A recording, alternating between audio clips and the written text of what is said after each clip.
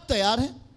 जल्दी से हमारे साथ मत्ती रचित सुसमाचार 23 अध्याय का 37 और 38 और 39 पद को हमारे साथ देखें। परमेश्वर क्या चाहते हैं आपके जीवन के लिए। हाँ, पढ़िए हमारे साथ मत्ती रचित सुसमाचार 23 का 37।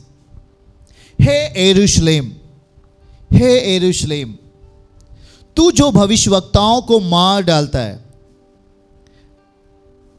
जो तेरे पास भेजे गए उन्हें पथराव करता है। कितनी ही बार मैंने चाहा कि जैसे मुर्गी अपने बच्चों को अपने पंखों के नीचे इकट्ठा करती है, वैसे ही मैं भी तेरे बालकों को इकट्ठा कर लूं, परंतु तुमने ना चाहा। 38। देखो देखो तुम्हारा घर तुम्हारे लिए उजाड़ छोड़ जाता हूं मैं। देखो तुम्हारा घर तुम्हारे लिए उजाड़ छोड़ जाता हूं मैं। 39। क्योंकि मैं तुमसे कहता हूं कि अब से जब तक तुम ना कहोगे कि धन्य है वह जो प्रभु के नाम से आता है, तब तक मुझे फिर कभी ना देखोगे। हालेलुया।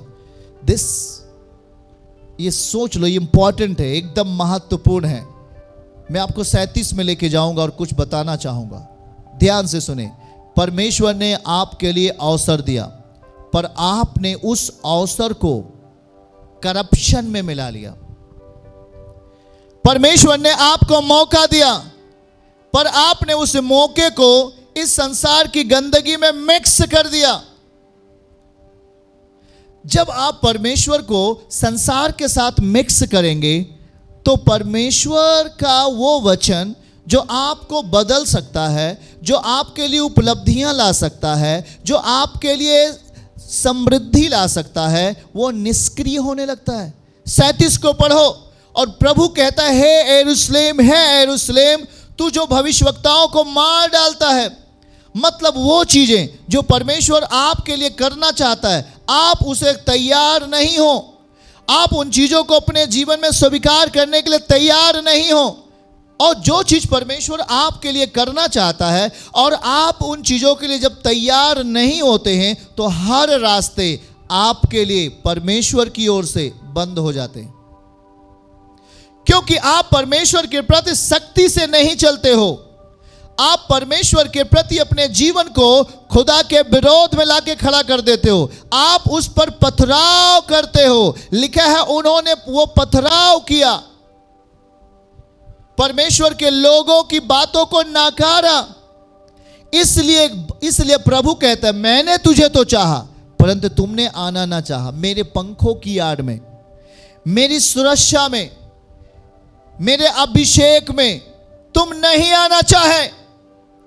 जरा इस बात को समझो, बाइबल क्या कहती है। मुर्गी अपने बच्चों को अपने पंखों के नीचे इकट्ठा करती है, वैसे ही मैं भी, मतलब परमेश्वर तैयार है आपको एक साथ सुरक्षित करने के लिए। परमेश्वर तैयार है आपके परिवारों को सुरक्षित करने के लिए। परमेश्वर तैयार है आपके बेटे और बेटियों को सुरक्षित करने के लिए। परमेश्वर तैयार है आपके खेत खलिहानों को सुरक्षित करने के लिए। परमेश्वर तैयार है आपके व्यवसाय को, आपके बिजनेस को सुरक्षित करने के लिए। पर कहता है, तुमने ना चाहा, आपने नहीं चाहा। और जो चीजें परमेश्वर आपको देना चाहते हैं, अगर आप उसे नहीं चाहते हैं, तो आप परमेश्वर के मार्ग के लिए अपने जीवन में रास्ता बंद करते हैं। सख्त बनो परमेश्वर के प्रति। जब आप सख्त बनोगे, तो वो रास्ते आपके लिए खुलेंगे जिसे आपने कभी सोचा भी नहीं था। बातों को समझो। आपको अपने जीवन में अनुशासित होना पड़ेगा। हर दिखावटी बातों को अपने जीवन से दूर होने दीजिए भाइयों बहनों। हर दिखावटी बातें पास्ट वे चली जाएंगी, सूख जाएंगी, मिट्टी में मिल जाएंगी। पर एक चीज है जो आपके भीतर वास करना चाहता है। एक मनुष्य है जो आपके अंदर रहना चाहता है, और वो रहेगा ही नहीं, परंतु रहने के साथ साथ वो आपके जीवन के हर कदम पर आपको बलवंत बनाना चाहता है। वो कह रहा है अपने जीवन को अंदर से अनुशासित करो। हाथ उठा के बोले सब जन, हम अपने जीवन को अंदर से अनुशासित करें। जब आप अपने जीवन को अंदर से अनुशासित करो ताकि परमेश्वर का बल हमारी बाहरी दुनिया में दिखाई दे। आमीन। जब तक आप परमेश्वर को अपने अंदर शक्त नहीं करोगे, उसका बल बाहरी दुनिया में नहीं दिखाई देगा। This important point. हमारे शरीर कितना भी सुंदर क्यों ना हो, हमारा चेहरा कितना भी खूबसूरत क्यों ना हो, पर मेरे अंदर का भाग परमेश्वर से बहुत दूर है। प्रभु चाहता है आपको सुरक्षित करना। वो कहता तूने ना चाहा। जब आप परमेश्वर को चाहेंगे, परमेश्वर आपको अंदर से स्ट्रांग बना देंगे। और जब वो आपके अंदर जाएगा तो आपको अनुशासित करेगा, आपको सख्त करेगा, आपको डिसिप्लिन करेगा।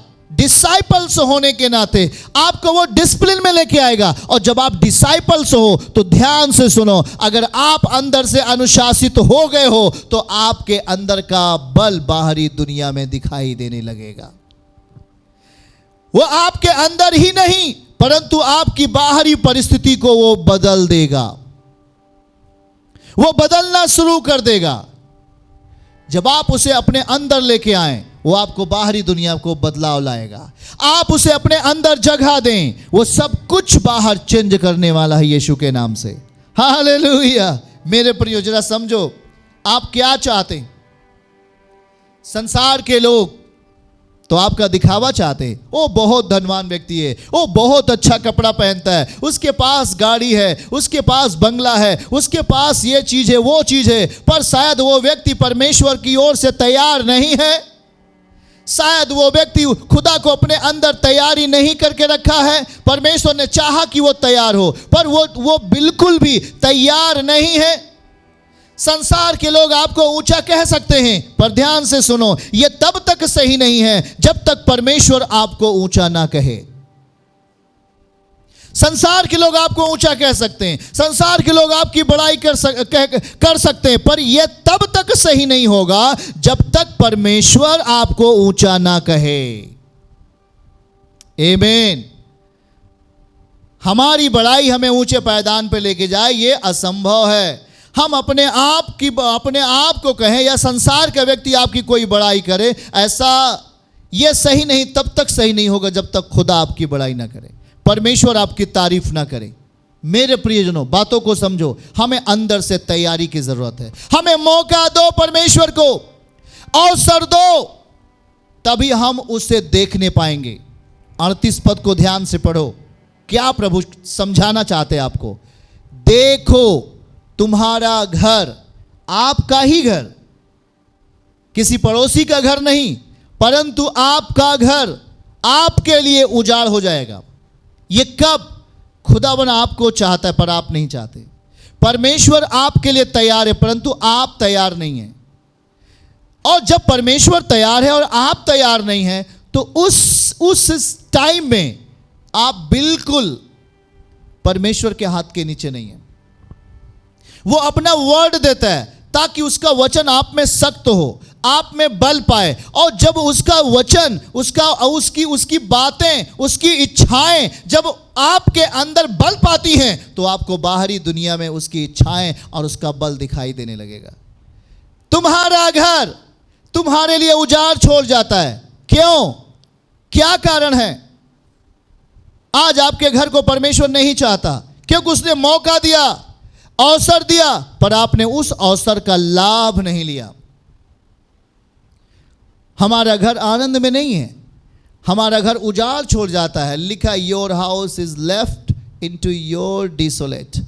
आपका घर उजाड़ छोड़ जाता है क्योंकि आपको अब यह चीज करना पड़ेगा, तब आपका समाधान होगा। उसके नीचे के पद को पढ़े 39 में, क्योंकि मैं तुमसे कहता हूं अब से जब तक तुम ना कहोगे, इसका मतलब परमेश्वर ने 37 पद में अपनी इच्छा जाहिर कर दी है। अब जब तक आप अपनी इच्छा जाहिर नहीं करोगे, खुदा का बल आप में काम नहीं कर सकता।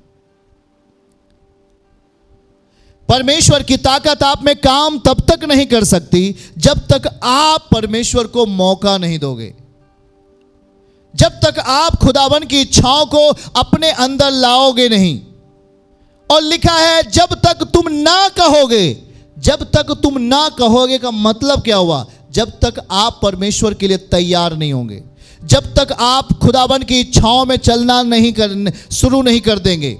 और सोच लो, और कहता तब आप धन्य कह करके उस प्रभु को अपने जीवन में आने के लिए बोलो और कहो मेरा प्रभु धन्य है, मेरा परमेश्वर धन्य है जो मेरा उद्धार करता है। उसे इस तरीके का अंगीकार, उसकी इच्छाओं को अपने जीवन में अंगीकार के तहत बसने दो और तब आप उसे देखोगे। नहीं तो नीचे की लाइन आप लोग पढ़ लीजिए, नीचे की लाइन को आप लोग पढ़ें। बाइबल स्पष्ट कहता है तब तक तुम मुझे फिर कभी ना देखोगे, फिर कभी ना देखोगे। तब तक, कब तक? जब तक आप परमेश्वर की इच्छा को अपने जीवन में जगह नहीं देंगे। मत बनो उन शास्त्री और फरीसियों की नहीं जिन्होंने केवल संसार की जरूरतों को अपने जीवन में पूरा होते हुए देखा, अपने आप को संसार के सामने ग्रेट बनाते हुए देखा, अपने आप को ऊपर उठाते हुए देखा। मत बनो उन शास्त्री और फरीसियों की नहीं। परमेश्वर आपसे कुछ कहना चाहता है। मेरे प्रियो, बातों को समझो। मैं जब इस बात को आगे पढ़ रहा था तो इस बात को समझिएगा आप। परमेश्वर आपके जीवन के लिए किन परिस्थितियों को लाना चाहता है। वो कह रहा है कि जो बीता हुआ कल है और जो आज की परिस्थिति है वो कल से बेहतर हो आपके लिए। परमेश्वर ये चाहते हैं, और वो चाहते हैं कि तुम मुझे कहो और कहते ही रहो, उसे रुको नहीं। क्योंकि जितना हम परमेश्वर को कहते जाएंगे उतने ही अपनी जिंदगी में परमेश्वर को काम करने का अवसर प्रदान करेंगे। रुको नहीं, बोलते जाओ मेरा प्रभु तू मेरे लिए महान काम करेगा, मेरा प्रभु तू मुझे छुड़ाएगा, मेरा प्रभु तू मुझे कष्टों से, समस्याओं से छुड़ा लेगा। मैं विश्वास करता हूं हर एक दुख की परिस्थिति में भी, मैं हर एक कष्ट के परिस्थिति में भी मैं विश्वास करता हूं। और कहो धन्य है मेरा प्रभु, आप कहेंगे और बाइबल का वचन पूरा होगा, आप उसे देखेंगे।